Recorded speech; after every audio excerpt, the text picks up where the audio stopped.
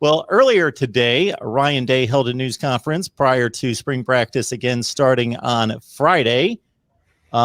Maybe the news to get out of the way, address right out of the gate would be that defensive back Marcus Hooker has been suspended indefinitely. Was that a typical violation of unspecified team rules to be addressed as it goes kind of deal? Did we get any other information, Steve? You know, the off the field issues at Ohio State have been so few and far between in recent years that you kind of forget how these things are handled. He had a DUI in the summer after his senior year. He's from Newcastle, Pennsylvania. And before he arrived at Ohio State, he had a DUI, and he was held out of the first game against whoever that was the first year, 2018, and didn't really play a whole lot that year anyway. It may have been redshirted anyway, but it's a tough situation, not what you want to be involved in, obviously, for him.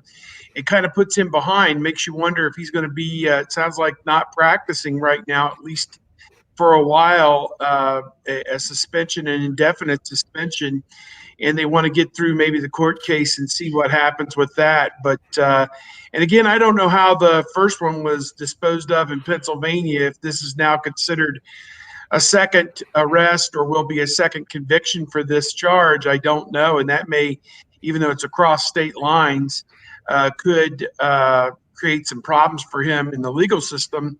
In terms of a second offender, could be looking at a couple weeks of jail time.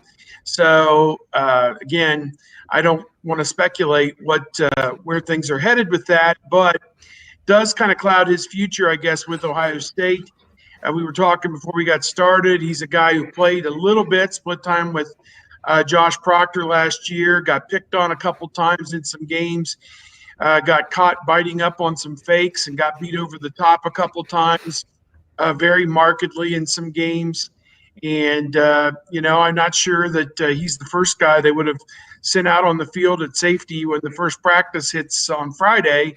If he was in full and good standing anyway, I think it probably would have been Proctor, but he was certainly still in the running for some type of playing time and certainly would have been a special teams player for sure on this team. So, hurts your depth a little bit, but again, bigger issues than that. He needs to come to some kind of common ground on this situation and, finish out the rest of his college career without any more blemishes is what I'd say.